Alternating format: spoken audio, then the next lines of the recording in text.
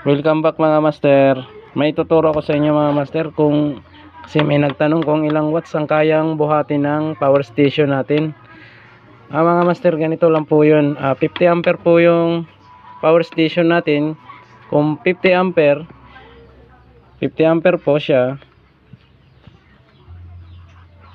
I-times po ninyo sa 12 volts. 12 volts po, ito po ampere po ito. Equals, kung ita-times nyo po 600 watts po. 600 watts po yung kaya niyang buhatin.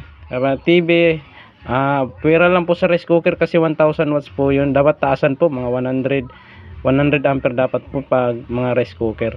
Yan po mga master, kaya po niya 600 watts. Pareho ng TV, electric fan at mga radyo nyo. Wi-Fi, yung kaya po niya. Pag nag-wiring po siya sa bahay, itong 12 volts po yung pwede